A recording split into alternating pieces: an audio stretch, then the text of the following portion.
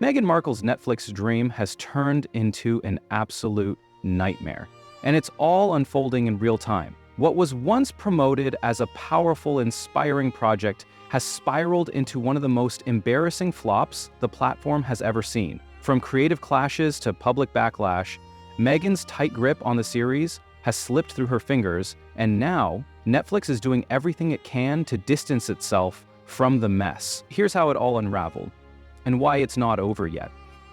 When Hollywood's golden deal began to rot. It all began with flashing cameras and polished PR statements in the autumn of 2020, when Netflix and Meghan Markle announced their ambitious new partnership. At the time, the media couldn't get enough of it. An American duchess stepping into Hollywood not as a supporting player, but as a creator, with vision, control, and an ironclad contract. The deal, reportedly worth tens of millions, was heralded as a win for everyone. Netflix would tap into Meghan and Harry's global fame, while the couple, newly distanced from royal life, would craft their own narrative in a way Buckingham Palace never allowed. But as with so many things in Hollywood, the sparkle faded fast. Meghan's first major project under the deal, With Love, Meghan, was billed as a heartfelt, empowering stories meant to showcase inspiring stories and reflect her authentic voice. In theory, it was a perfect match for Netflix's growing catalog of feel-good content. But from the very start, insiders reported friction behind the scenes. Meghan wanted full creative control, not just over the broad themes, but over the tiniest production details. She picked directors, shaped the script language, influenced costume choices, and dictated camera angles. That level of control would have been demanding for any producer, let alone one without a deep background in television production. And as months rolled by, it became clear to Netflix's internal teams that the project wasn't shaping into the bold, emotional hit they had hoped for. Instead, it was slowly unraveling. Staff members described the work environment as stifling. Meetings ran long and ended with little progress. Producers began dreading calls with Meghan's team, who were notorious for changing direction at the last minute. But Netflix, committed to their golden investment, pressed forward. They finished the first batch of episodes, packaged it as season 1, and quietly hoped the second half, what Meghan insisted on calling season 2, would fare better. They had no idea the worst was yet to come. The season that wasn't a season at all. From the outside, Meghan Markle's Netflix project seemed to be picking up momentum.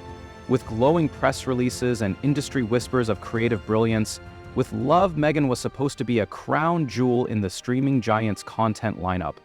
But internally, Netflix executives were beginning to feel uneasy. The root of that tension lay in a quiet but significant disagreement. Meghan's insistence on calling the second half of the series Season 2. The problem? There was no Season 2. From the very beginning, Netflix had commissioned a single run of episodes, essentially one long season, shot all at once and then split into 2 parts for release. But Meghan had different plans.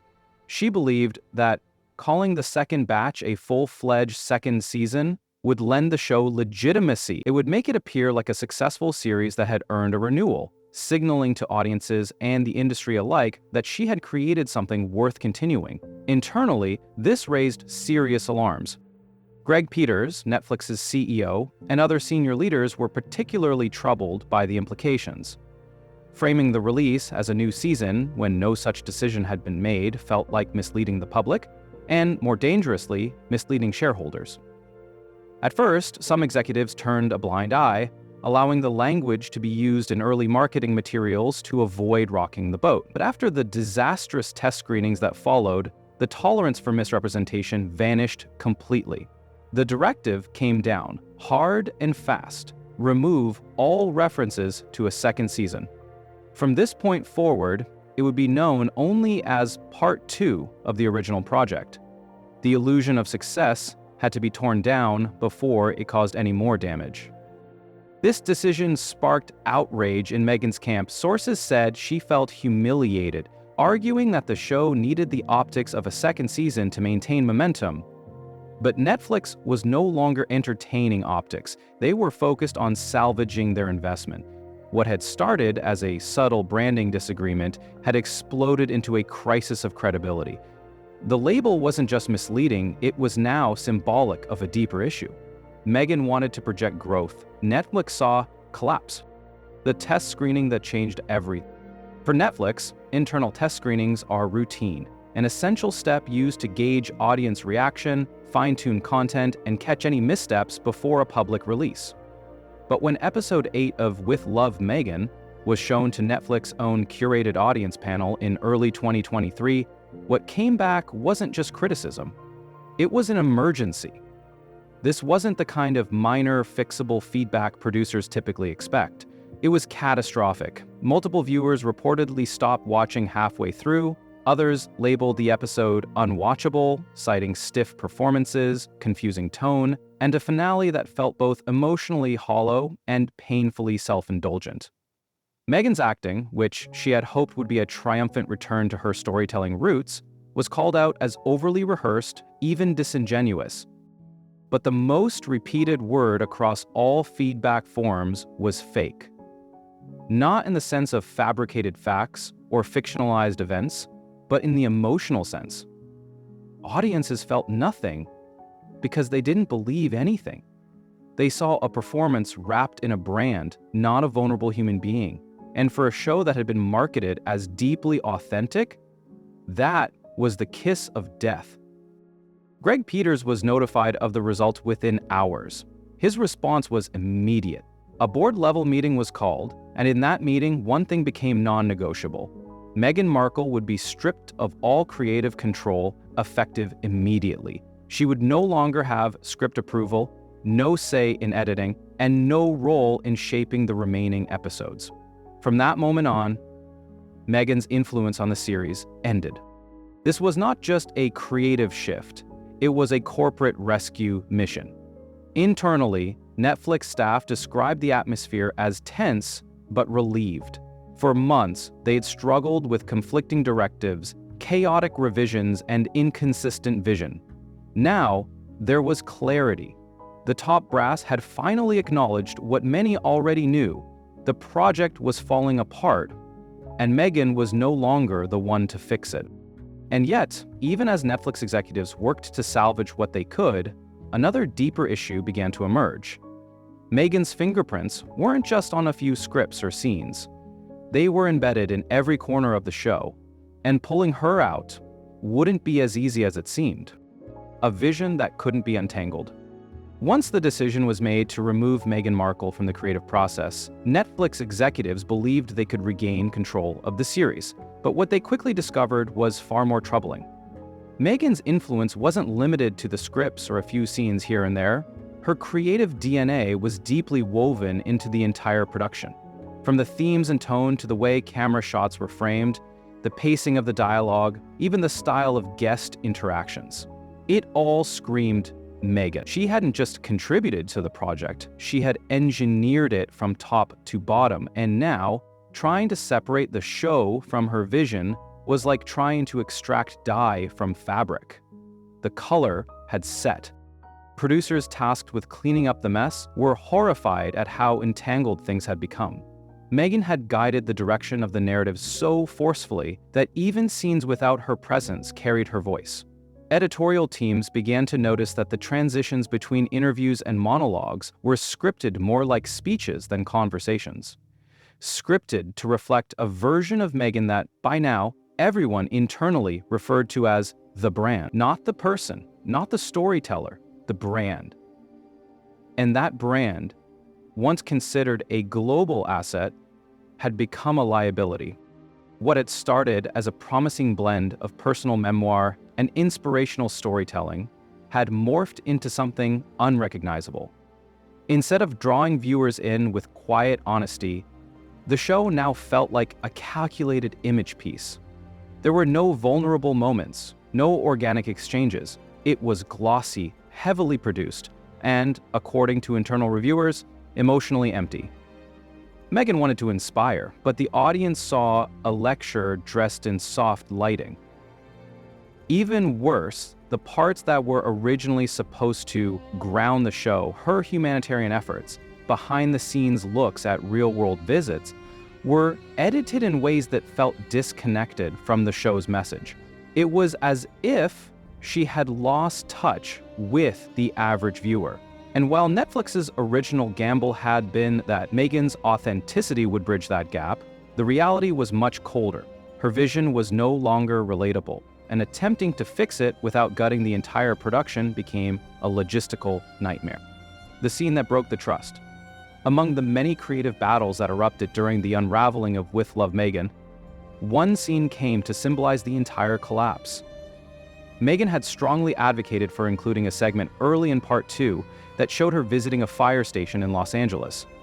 To her, it was a moment of truth, a chance to connect with first responders, show humility, and display genuine compassion. She envisioned it as a centerpiece of the narrative, a grounding image of herself not as a duchess or a celebrity, but as an everyday citizen standing beside real heroes. At first, Netflix agreed to include it. The footage was shot, edited, and even scheduled to lead the new season, or what Meghan continued to call a new season, despite Netflix's firm rebranding to Part 2. But as the series continued to implode, the fire station scene was pulled under scrutiny. Internally, producers questioned its authenticity. They noted how the segment, though intended to be heartfelt, came off as staged and overly polished. It didn't align with the raw, vulnerable tone the show was now desperate to reclaim. Executives worried that audiences would see through it instantly and view the moment as a calculated PR stunt. So they made a decision. The footage would be cut completely. Not just quietly, Meghan was formally notified that her chosen scene, one she believed essential to the emotional arc, would not be part of the final release. The reaction was explosive. Sources inside Netflix said Meghan was livid, accusing the platform of sabotaging her message and undermining her creative voice. She fought the removal, insisting the scene was vital to the narrative. But by this point, Netflix was no longer negotiating. The show had become a crisis, and crisis management required swift, unsentimental decisions. The scene stayed deleted. This single moment represented more than a creative disagreement. It revealed the total erosion of trust between Meghan and Netflix. What had once been a collaborative relationship was now a power struggle. And as more decisions were made without her input, it became clear that Meghan's voice, once the loudest in the room, was being systematically silenced. $7 million gone, and so was the dream. By the time With Love, Meghan was deep into damage control. Netflix executives faced a harsh financial reality. The budget was spiraling out of control, and the return on investment looked bleaker by the day. Originally positioned as a flagship series, the show had already cost tens of millions to produce, but with poor internal feedback, a fractured production team, and a marketing disaster looming, Netflix made a move that stunned even insiders. They slashed the reshoot budget by a staggering $7 million. This wasn't a trim around the edges, it was a surgical strike meant to stop the bleeding. Key scenes originally slated for refilming, including the finale of episode 8, were either rewritten to require less production time or scrapped entirely. Directors were instructed to prioritize efficiency over elegance. In less polite terms, get it done and get it done fast. The original vision of a glossy, cinematic, prestige-style documentary was officially dead. The mood on set turned cold. Crew members who had once believed in the project began requesting reassignment. Several senior editors reportedly walked away mid-sessions, unwilling to attach their names to what had now become, in their words, a salvage operation. Even the directors brought in for reshoots were told their mandate was not excellence, it was damage control. Where the show had once aimed to move people emotionally, the new goal was simply to avoid further embarrassment. Meghan predictably was furious. Sources close to the production say she was blindsided by the scale of the cuts. In her view, the show wasn't just a creative effort, it was personal. Every deleted scene, every downgraded shot felt like an attack on her character, but Netflix no longer had time for emotional appeals. From their perspective, this was a failed investment that needed to be closed out with as little financial fallout as possible. The $7 million cut became symbolic. It marked the official turning point where, with love, Meghan went from a high-stakes media venture to a burden Netflix couldn't wait to offload. The dream had not only soured, it had collapsed under its own weight. The Meghan free marketing makeover.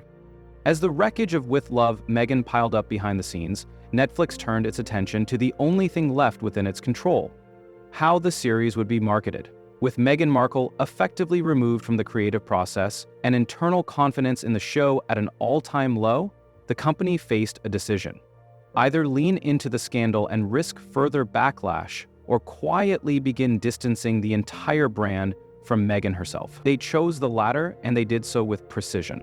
In what insiders described as a coordinated pivot, all marketing materials for Part 2 of the series were systematically reworked. Meghan's face, once the focal point of posters and promotional graphics, was gradually minimized. Trailers were recut to reduce her screen time, shifting the focus to peripheral characters, setting shots, and narrative themes that didn't rely so heavily on her presence. Thumbnail images for the platform were swapped out for more neutral visuals. Even the press releases began using colder, more generic language. Meghan was no longer described as the visionary behind the show. She was simply listed as a cast member. In internal meetings, executives no longer referred to her as a partner. The new term was contractual obligation. For a woman who had once commanded headlines and driven global intrigue, this quiet erasure was brutal. Meghan's team noticed immediately. Sources say they pushed back hard, contacting Netflix's marketing department with complaints and urgent corrections, arguing that the promotional pivot misrepresented her role. But by then, the momentum had shifted too far. Netflix wasn't just rebranding the show, they were actively rebranding away from Meghan.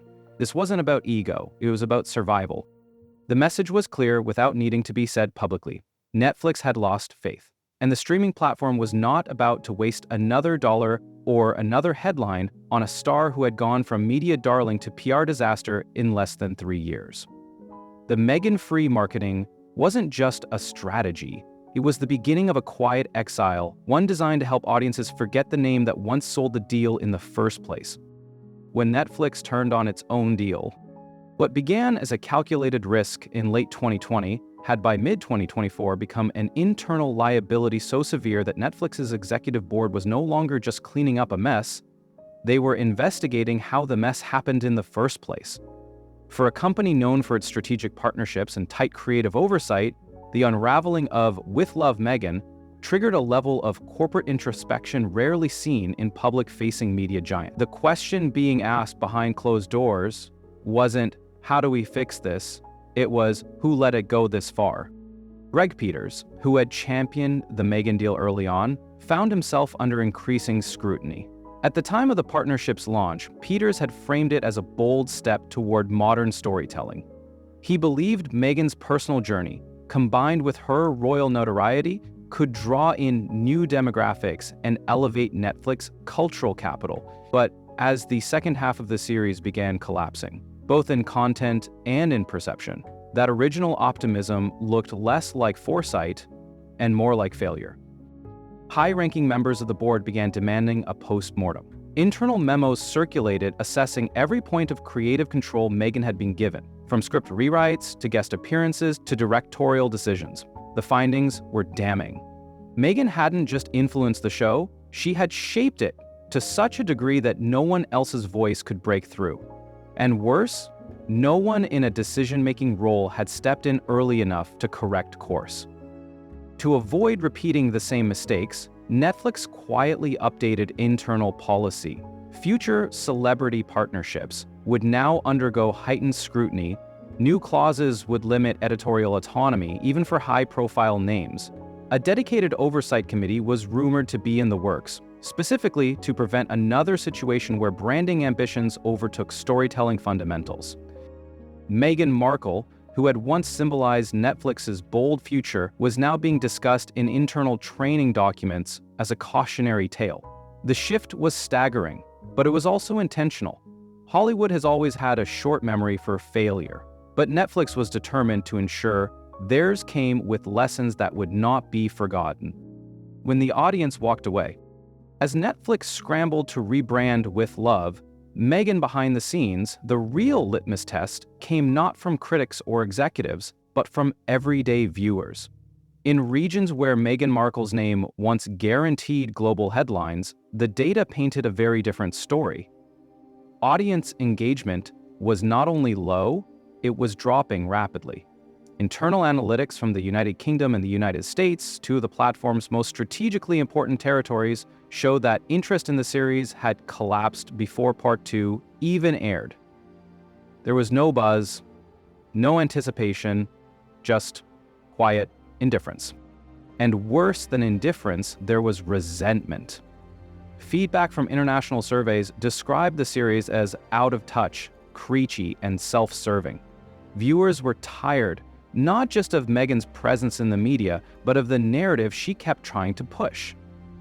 One response summarized the mood perfectly. "We're not here to be lectured by someone who lives in a mansion and calls it struggle." The series had promised vulnerability and relatability. Instead, audiences saw branding. Instead of truth, they saw a performance. For Netflix, this was a wake-up call louder than any internal boardroom warning. The public was no longer emotionally invested in Meghan Markle as a figure, and the series failed to change that.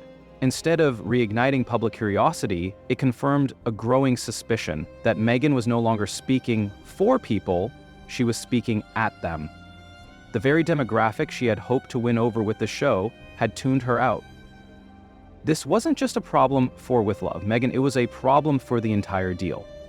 The entire purpose of the partnership was to leverage Meghan's notoriety into viewership and engagement.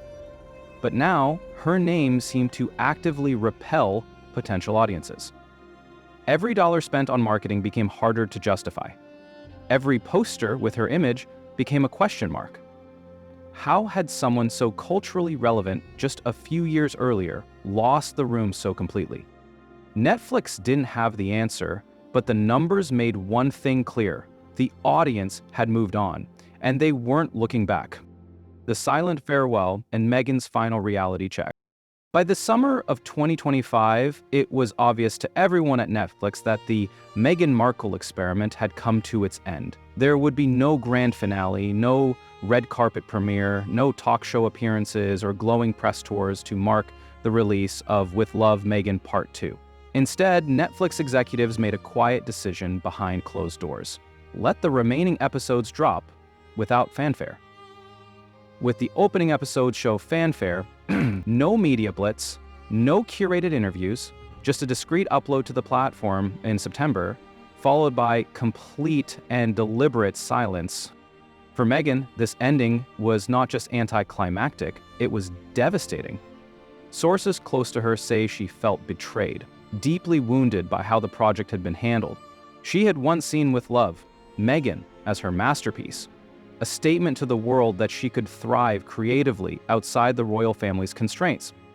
But instead, she was sidelined, ignored, and eventually removed from the conversation entirely. Internally, Netflix had already moved on. Her pitches for future documentaries had been shelved. Talks of spin-offs or follow-ups were quietly terminated. And while no public statement would be made, those closest to the matter confirmed what had already become clear. Netflix was done with Meghan Markle. Executives were already focusing resources on new talent, fresh ideas, and far less controversial partnerships. Meghan, once hailed as a modern media icon, was now viewed as a cautionary tale. Proof that notoriety does not guarantee success, and that control, when unchecked, can destroy even the most promising projects. Her vision had been too curated, too sanitized, and ultimately too disconnected from the audience she thought she understood. Behind the scenes, morale within her team plummeted. PR strategies failed to shift the narrative, leaked insider scoops about production sabotage fell flat. Meghan's refusal to accept responsibility only deepened the damage. She had tried to control the story, but in doing so, she lost the plot. And in Hollywood, that kind of mistake is rarely forgiven. Now, as Netflix quietly distances itself from the entire ordeal, Meghan faces the harshest ending of all. Not a scandal, not a firing, but a cold, quiet erasure. And in the world of entertainment, that silence speaks louder than any headline ever could.